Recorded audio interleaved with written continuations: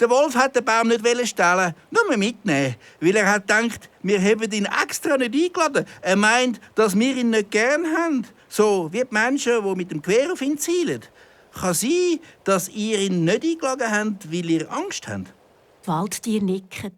Ja, sie haben tatsächlich Angst vor dem Wolf. Der Charlie schaut ganz erstaunt den grossen, starken Bär an. Sogar du hast Angst? Der Bär zuckt nur mit den Achseln und brummelt etwas. Der Charlie schüttelt den Kopf, dreht sich um und geht zurück zum Wolf. Die haben tatsächlich Angst vor dir. Ich habe es noch gedacht. Sie meinen, du bist ganz ein Böse. Oh, aber Sie müssen doch keine Angst haben. Ich bin ein friedlicher Wolf. Ich würde so gern mit euch Weihnachten feiern. Und ich verspreche, dass ich keinem von euch, auch nicht im Kleinsten, etwas zu leid tue. Jetzt kommen die anderen näher. Und der Charlie hat einmal mehr eine Idee. Also, wenn der Weihnachtsbaum schon da ist, dann könnten wir doch gerade da im Wolfsheim-Revier Weihnacht feiern. Gute Idee. Der Bär stellt mit seinen starken Tatzen den Baum wieder auf. Und gerade in dem Moment kommt der Maulwurf Max von seiner Reise zurück. Gerade rechtzeitig.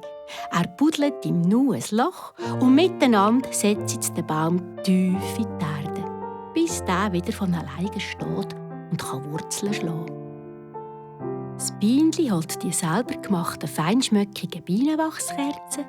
Das Reh steht auf die Zehenspitze und zündet die Kerzen an. Das Eichhörnchen lacht.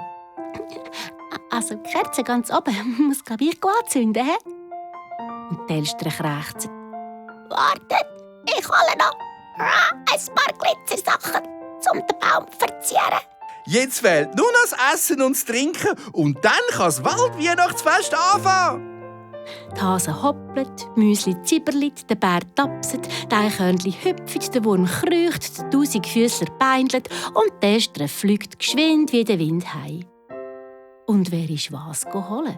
Wisst ihr noch, was sie parat gemacht haben?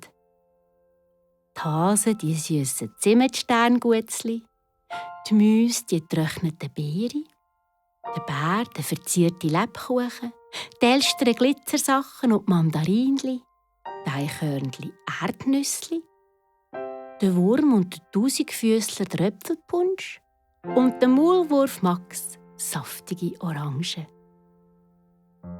Inzwischen ist es im Wald dunkel geworden. Es hat aufgehört zu schneien.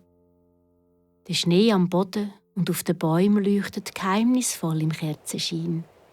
Und was besonders schön ist, kein Tier tut einem anderen etwas zu leid. Es gibt keinen Streit und keinen Neid. Alle haben den Frieden. Was könnte an der Weihnacht schöner sein als das? Plötzlich ruft das Häsli. Gell, Charlie, jetzt gibt's denn noch Geschenkli?